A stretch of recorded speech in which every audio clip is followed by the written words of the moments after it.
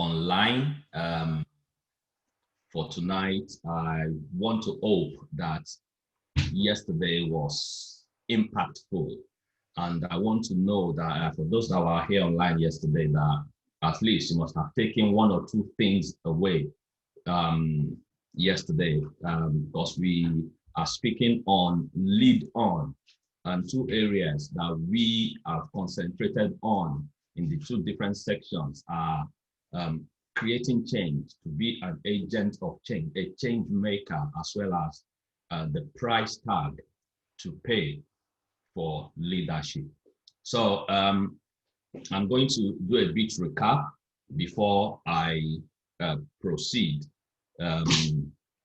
Before I proceed, I just want to make sure, yes, I'm on cue. So I'll just set my timer there to put me on before I proceed. So I will just do a bit of probably 5 minutes reflection on what we dwelt upon yesterday. And I'm just going to share my screen in a minute.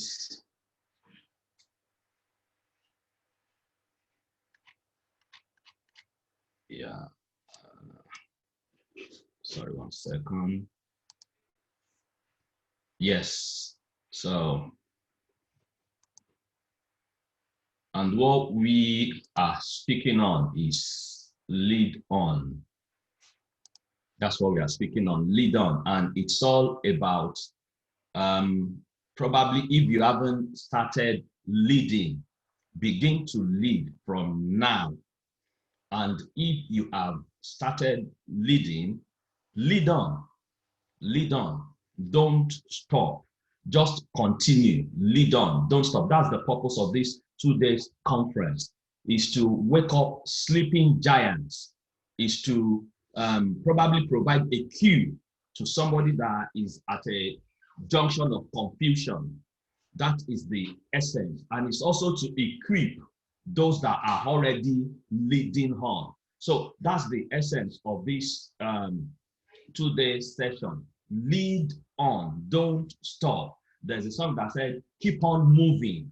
So it's keep on leading. And if you have not started leading, begin to lead from now. Begin to lead from now. And we debunked some myths yesterday that I'm not a leader, I'm not a born leader, I can't lead. We also looked at some facts about leadership, and this is where it's so important, that leadership starts with me. Leadership starts with me. So to lead on, I need to lead myself. And when I'm able to lead myself successfully, then I can lead others. Leadership is about influencing. How can I influence myself? How can I impact my life, grow, develop? And when I'm able to do that, then I can pass it on. And it's also all about empowering others. And that's some of the things that we talked about yesterday. And the price tag of leadership, which is self-discipline. Nothing in this world is free apart from time, that we misuse most of the time. But there's a price to pay for effective, successful, efficient leadership. It is self-discipline. And there's some quotes from yesterday as well. And this is the definition, the dictionary definition of self-discipline: training and controlling myself, my conduct for personal improvement. To discipline myself, my own feeling, my desire, with the intention of improving myself. And then there was some stuff that I showed us yesterday. Self-control is knowing you can, but you decide you are not going to. That all success begins with self-discipline.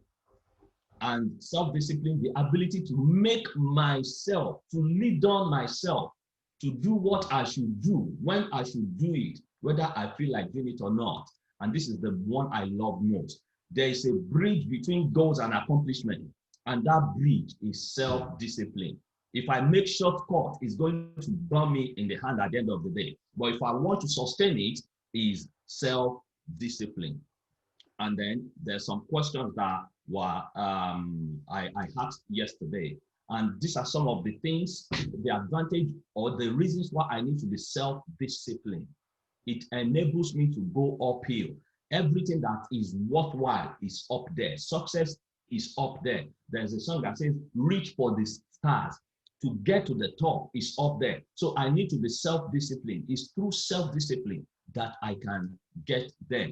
Self-discipline makes the difference between temporary success and sustained success.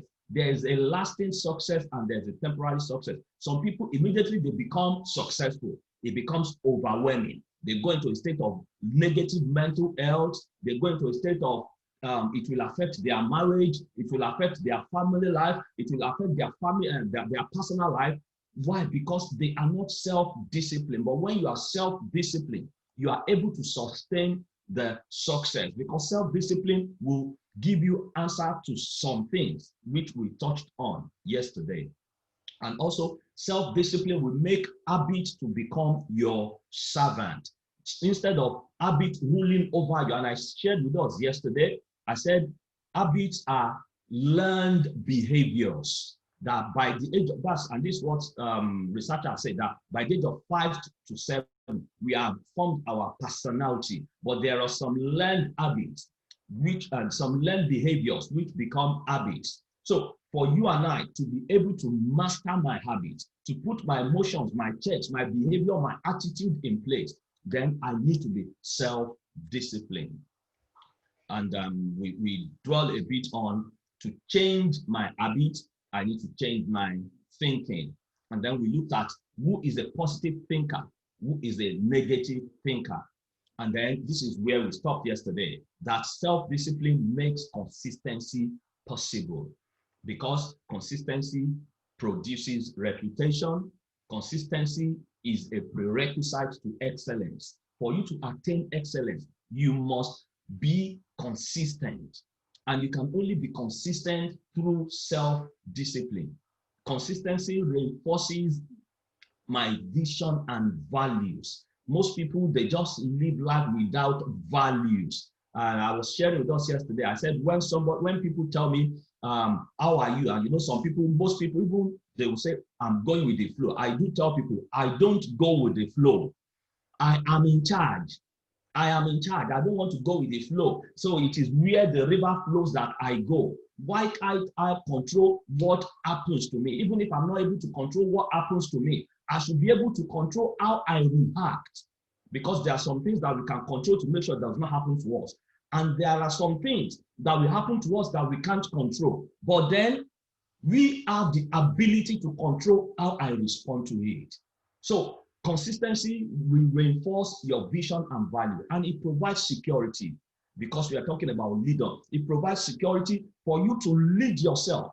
You are secured in yourself, and also for you to be able to lead your followers. You might be a church leader, like I'm a pastor of a church, I'm a father, so I have a role to lead in the church. I have a role to lead in the family. I have a role to lead in my extended family. I'm a place of work. I'm also a leader. I have a role to lead. So without consistency, there was last year, I just changed my job. This is just a story about consistency. I changed my job, and the guy that was supposed to interview me, he interviewed me. Then he said, because he forgot that we worked together about 15 years ago. And he said, after he had interviewed me and I got the job, fortunately, thank God, then when the day I was supposed to start the job, he said that he had spoken to some people. You know, people do that. So, do you know this guy? How is this guy? And they said, oh, then I was well spoken of. I was well spoken of. And then this guy and I have worked together now for a year. And this guy was still thinking, oh, you are so much joy to work with. And what am I talking about? I'm not blowing my trumpet, but I'm talking about consistency. Something that they said about me 15 years ago, 60 years ago, is still ongoing about how I'm working at my place of work. This is a secular work now. So it's consistency for 15, 16 years. That consistency is there. And guess what? I'm still trying to improve on it to make sure that I'm not complacent. It happens through self-discipline. And the question that I asked us to ponder upon yesterday, that I said was a food for thought, is where is one area in your leadership that will benefit from increased consistency? Where is one area in your leadership that will benefit from increased consistency? And that's where we shoot off tonight. As you know, there are leadership skills, there are leadership qualities like good communication, delegation, and so much so about leadership skills and quality. But I really want us to look at it because we are talking about self-discipline, the price tag to pay for leadership. I want us to look at it from the concept of resilience. From the concept of resilience. And what is that? Resilience is the ability to adapt to stressful situations. Resilience is the ability to adapt to stressful situations. It could be in my workplace, like I gave an example of my workplace the other time, or it could be in my personal life. Like I gave an example that I'm a father, I'm a husband. You know, there's some people, they are so much they are successful at a place of work, but their family is suffering. Their life even is suffering. Some people, they are successful if it's a pastor or a manager of another organization. They are successful there, but their personal life, if you ask them about their personal life, there's no work-life balance. They are not able to adapt their life to the challenges that is being thrown at them at their place of work. So that resilience is not there. And that's what resilience is. Psychology, they said, is the process of the capacity for or the outcome of successful adaptation. The outcome of successful adaptation. So I am so disciplined, I am so resilient that I'm able to adapt to the challenges at my place of work. I'm able to adapt to the challenges as a pastor in my church. I am able to adapt to the challenges as a husband to my wife. I am able to adapt to the challenges as a father to my children. You can see where resilience and self-discipline are interwoven, are connected to each other. So despite the challenging and threatening circumstances, I'm able to adapt. And I love the definition. This is the terminology by the US Army. Resilience is the armor for the mind. I love that. Resilience is the armor for the mind. And don't forget the definition of self-discipline, putting in check my thoughts, my feelings, my emotions, my attitude, my behavior, my response. And the US Army, they say resilience is the armor for the mind. And look at this. It said how resilient, this is some, how resilient you can be will determine how far you can be self-disciplined. I want that to sink in. How resilient, how adaptable I am would determine how far I can be self-disciplined. Don't forget, we are talking about leading on. Don't forget, we are talking about self-discipline. And what are we talking about? Doing what needs to be done at the right time, even when I do not feel like doing it. Then, how self-disciplined you can be will determine how consistent you will be. Consistency, that's one thing that most of us struggle with. I'm still trying in the area of consistency to even develop myself because I want to be much more consistent. I want to be much more consistent because it's one scope of leadership that most of us struggle with. And then how consistent you can be will determine how successful you will be as a leader. I want to lead on in my family consistently, in tandem with leading on in the church, consistently in tandem with leading on in other areas of my life where I am leading. And then most importantly, personally. And I'm just going to share with us this resilience model. This resilience model, and I've shared with us what resilience is: the ability to adapt to stressful or challenging situations. And this model talks about It's called the resilience course, and it's used by coaches, it's used by people all over. And there's actually a questionnaire, but there's no time to go through those questionnaire today. It will tell you where you are. If you actually answer the questions and put it in, there's a grid that you put it, it will tell you where you are. And in most cases, it's always accurate. But these are just the components for personal resilience: self-belief, active purpose, flexibility, organized problem solving, empathy, and social. And if you look at all this in-depthly, you will see that they are more or less the skills or the qualities that I need to be an effective leader. That if I'm well self-disciplined, then I'll be able to get every day improved and improving myself in all these 7 or 8 traits or components of this resilience course. And it talks about self-belief. Do I believe in myself? Do I believe in myself? Pastor James was saying yesterday that I'm a go-getter. That's self-belief. Nobody needs to tell him. He knows he's a go-getter. He was saying yesterday that he has this attitude of, I just have to be happy. So he finds it, how do I put it? He finds it surprising that some people struggle with being happy. Some people struggle with being happy. And if you ask him, it's not every day that he experiences things that will make him happy. But he has decided in himself, out of self-belief, that I just have to be happy, no matter what life is throwing at me. And if you go to some training, they will tell you that it's called positive thinking. So self-belief, self-efficacy, knowing that I must do it, I can do it, I will do it. The challenges must not define me. What life is throwing at me must not define me. What other people are saying about me must not define me. I am who I am because I believe I can do this. I am going to prosper. I am going to be successful. I am going to be an impact maker. I am going to be a change maker. I am who I am. Self-belief. So that's one area where we can all improve in our consistency. The other is purpose. Purpose.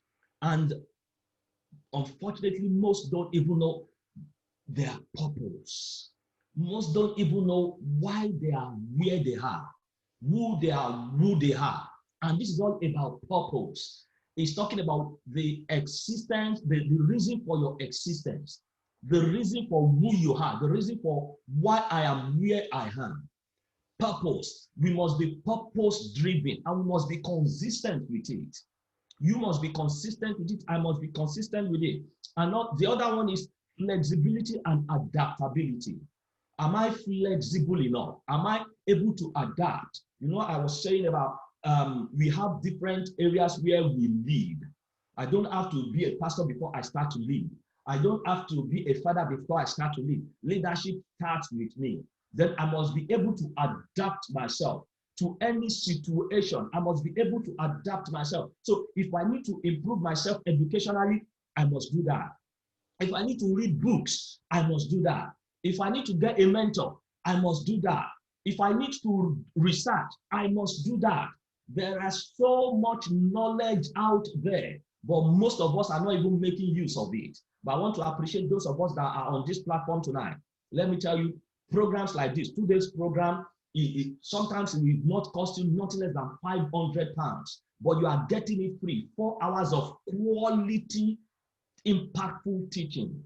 So I appreciate you for coming. And the most important thing is go out there and begin to make use of it. Just don't sit on it. Flexibility and adaptability, because it will help you to respond to unknown challenges. Then the other one is organized. The other one is organized. How organized am I? How organized are you? Some people, they will be so much organized at their place of work or in the church, but home life will suffer. Some people, if you see them when they are dealing with their own life, they are so much organized, but it's chaos at home.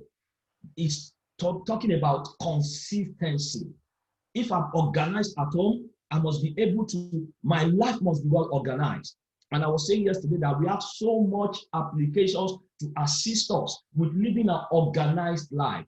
Just don't sit and let life throw things at you.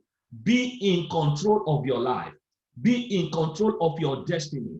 Lead on. Lead on. And the next one is problem solving. Problem solving. That's the ability to be able to identify problems and provide solutions.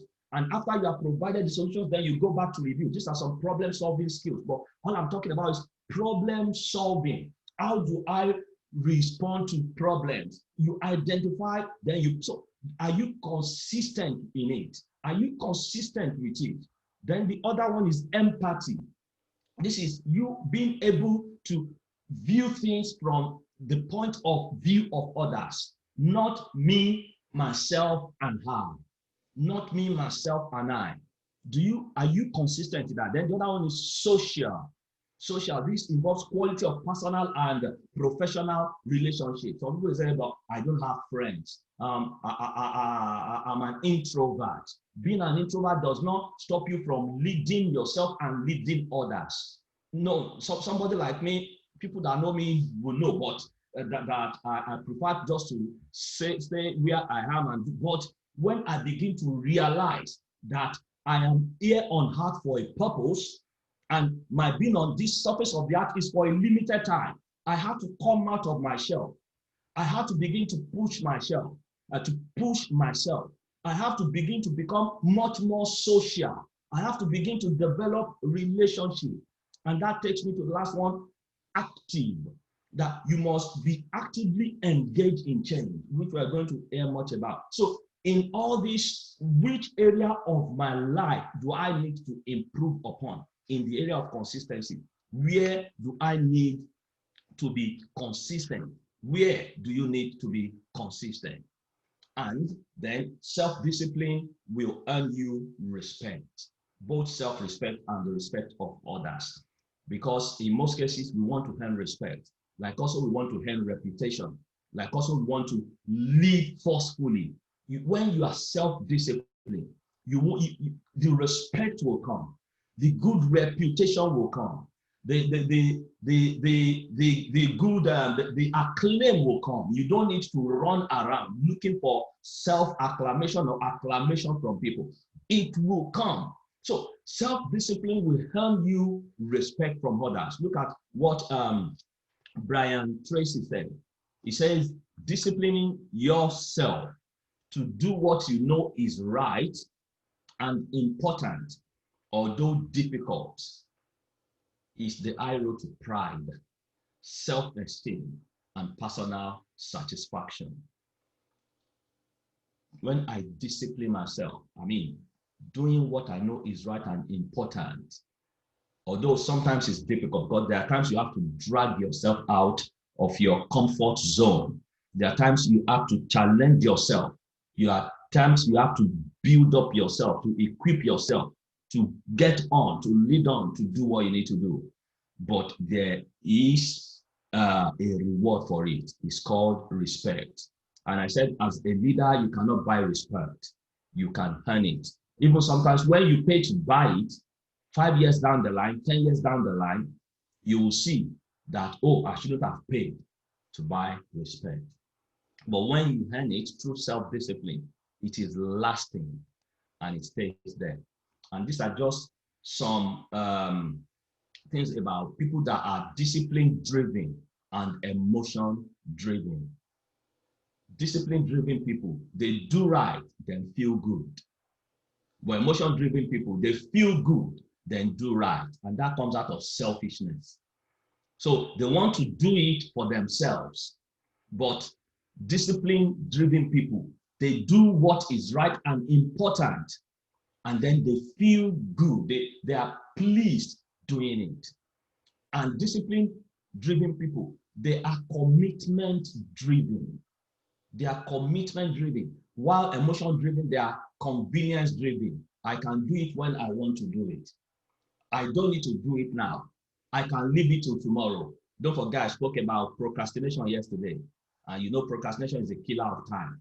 And it's killing so much destiny, is killing so much talent. But when you are discipline driven, you are committed to your vision. You are committed to your values. You want to get going. You want to get leading on. You want to get improving, continuously improving. And whilst you are improving, you are much more concerned about your followers as well, that as I am improving, they must also improve. And they make principle-based decision, not popular-based decision. Principle-based decision. And if you look at people now, if I ask us, how principled are you? Can you tell me how principled you are? Then if I ask you, what are the principles that drive you? Because I'm sure every one of us will say, yes, I am principled. But then if I now ask, can you tell me in 30 seconds, 5 principles that drive you every day? Then we might struggle with it. Why? Because most of the decisions we make are not principle-based. They are popular-based. Because my friend is doing it this way, I must do it that way. Because everybody is doing it this way, I must do it that way. Because everybody says it's the right way. When something inside of me called conscience is telling me it's not the right way, when right principles, morals are telling me it's not the right way, but because it's the popular decision, then I go that way. But when you are self-disciplined, you make decisions based on principle. Because everybody is doing it does not mean I have to do it. Because everybody goes there does not mean I have to go there. Because everybody said it's the right thing to do does not make it right. But it comes from being self-disciplined. And discipline-driven people, their action controls their attitude, not their attitude controlling their action. Their action. Does my action control my attitude, or my attitude controls my action? Some people will tell you, but I can't help it. I just have to talk that way to him because of what he did, because of what she did. Listen, you don't have to talk back. You don't have to go low. You don't have to be like them. You don't have to. But when you are self-disciplined, you are able to control your attitude. Just because they give it to you doesn't mean that you have to give it to them. Action controls attitude, not attitude controlling action. Discipline-driven people believe it, then see it. But emotion-driven people, they see it, then believe it. They see, they want to see before they believe it. But discipline-driven people, they believe in their visions, and then they run with their vision until accomplishment. But emotion-driven people, they want to see the vision happening, and this is their vision, but they want somebody to make their vision to happen for them. Nobody will make your vision happen for you. You must know that. That's why self-belief is so important. Believe in yourself. Believe in your vision. Believe in your goals. Believe in your hands, and begin to run with it. And it comes from the price tag for leadership. And self-disciplined people, they create the momentum, while emotion-driven people wait for momentum. I think they said that there are 3 classes of people in the world. That the first class, they make things to happen. The second class, they wait for things to happen. The third class, they watch things happening. The first class, which class are you? Which class am I? The first class, they make things to happen. They create the momentum. They create the momentum. The second class, they wait for the momentum to be created. And then the third class, they just watch the momentum. And those are the people that go with the flow. Am I a momentum creator? Or am I a momentum waiter? Or am I a momentum watcher? Am I a momentum watcher? Somebody said that in a football field, that we have 20, 40, 50,000 people coming to watch. And you know, some people, they will max out their credit card to come and watch football. They will, because they want to have season ticket, and 30,000 people in the field. And guess what? Only coming to watch 22 people creating the momentum. And these 22 people, they are being paid watts of pounds or dollars or naira, depending on whichever country you are joining us from tonight. They are being paid £5,000 a month, a week, £100,000 a week, £200,000 a week. And here's somebody on £1,000 a month going into debt to come and watch somebody that is being paid £10,000 a week. Somebody is creating momentum out of self-discipline. I was talking about Cristiano Ronaldo. He's a football player, and Lionel Messi yesterday. Ronaldo said that what you see in 5 minutes is taking probably 50 hours. He trains for 50 hours just to produce for 5 minutes. No wonder he's one of the richest men in the world. He's one of the highest paid sports person. Nike has signed a lifetime contract with Cristiano Ronaldo. He's only been signed with 2 people. So even when he's no longer in sport, they will pay him until he dies. Because he is creating momentum. Am I creating momentum? Are you creating momentum? Or am I waiting for something to happen? Get up. Begin to make things to happen. Begin to make things to happen. And these discipline-driven people, they ask, what are my responsibilities? But emotion-driven people, they ask, what are my rights? They are always waiting to receive. What are my rights? What can I eat from? What can I gain from that? But discipline-driven people, what can I do? Where can I fit in? What is yet to be done that can be allocated to me? They are responsibility-driven. Then continue when problems arise. But the other side, they quit when problems arise. There's this book, a very old book. It's Tough Times Don't Last, but Tough People Do. Tough times don't last, but tough people. Then there's another saying that when the going gets tough, the tough gets going. The tough are the disciplined. You know, don't forget, I said resilience, that the US Army, they said, is the armor of the mind. And when you look at the US Army, they are one of the best, if not the best, in the whole world when it comes to responding to conflicts. And discipline-driven people, they are steady. Why? Because they are resilient. They are steady, they are consistent. What they say indoor is what they say outside. What they say at their place of work, the way they behave, they respond at their place of work, is the same way they will behave and respond in any other sphere where they are. And then they can be leaders. And emotion-driven people, they will always be followers. Even they will not be able to lead themselves. They will not be able to put themselves in check. They will not be able to self-control themselves. They are not even able to lead him or her, talk less of leading them. But self-discipline driven people, they can be leaders. And I said, respect is the fruit of the disciplined life. And I've talked so much on self-discipline. And I'm just going to wrap up on how do I develop self-discipline? How do I become resilient? How can I check myself? How can I be consistent? How can I go up the hill? How can I make habit to become my servant and not my master? It comes from self-awareness. See where you are falling short. You know, I was talking about the resilient module or the core, whichever where I'm falling short. And if you cannot see yourself, let others see you and tell you the truth. Let others see you and tell. Self-awareness is so important. Do I need to upgrade myself? Which area do I need to develop myself?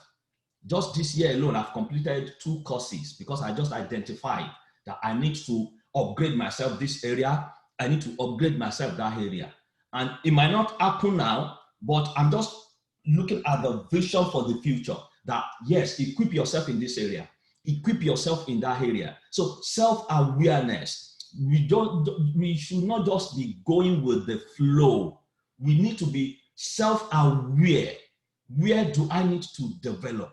Where do I need to improve? In what areas of my life? Is it about how I deliver? Is it about how I respond to situations? Is it about how I talk to people? Does it need do I need to improve at my place of work? Do I need to improve as a father? Do I need to improve as a wife? Do I need to improve as a mother? In which area do I need to? It comes from self-awareness, seeing where I am falling short.